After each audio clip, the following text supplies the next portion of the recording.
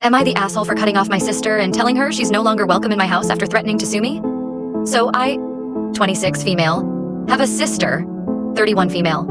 Let's call her Jane. Jane is not my bio sister, but we grew up in the same household. For as long as I can remember, Jane has had this victim mentality. Mom died when she was young. Dad was never in the picture, but my mom, her aunt godmother, took her in. She lived with us for 13 years before she got married and moved to Idaho with her husband. We never had the best relationship growing up, but I assumed it was just sibling rivalry, and we would grow out of it like me and my baby sister, 25 female. My mom passed away in 2020, and Jane thought it was only right that she inherit my mom's engagement ring, even after declaring at the funeral that my mom was not her mom, just a woman who helped raise her.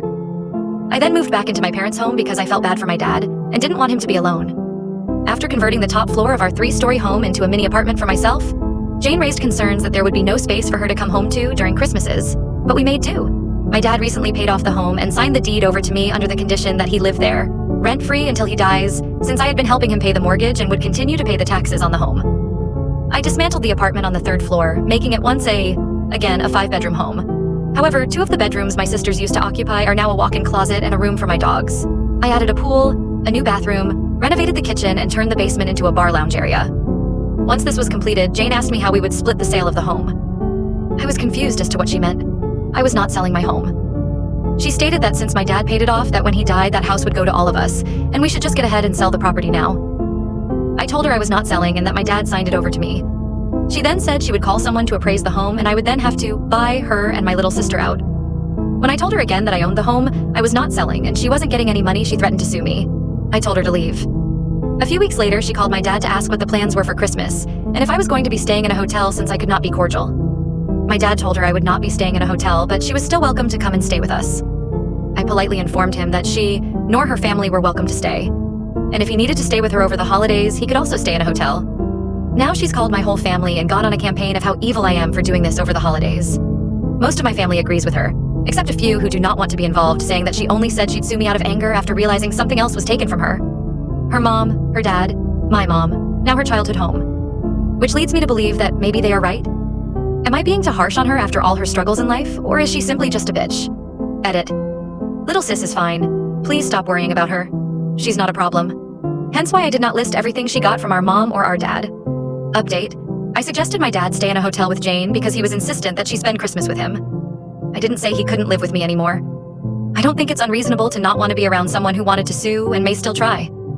I also got the engagement ring. I thought it was crazy that someone declared that's not my mom, but wanted her ring that my dad bought.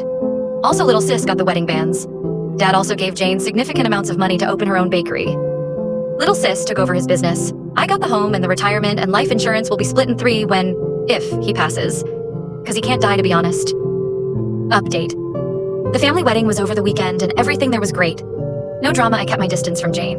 The bride was not outstaged at all. Well, not by me in the drama, at least. However, Sunday after the wedding, my Aunt Renee called me to ask if I would be coming to dinner to celebrate Christmas early since Jane was in town and would not be coming for the actual holiday. I politely declined, said I would send the children's gift with my dad, but there was no need to go and pretend that I was over Jane's behavior. My aunt then said, I would be upset too if you refused to give me my share but gave little sis her share. That really shows a divide. I asked her to say that again because I think I hallucinated. Jane really has been out here saying I split the house with my little sister when I did not. I explained to my aunt what actually happened, and then my dad confirmed the information I gave. My aunt was shocked. Not only had Jane lied to her and the whole family, she also lied and said my dad never gave her anything. He gave me the house, my little sister his business, and Jane a lump sum of money to start her bakery, since she had no interest in running the family business.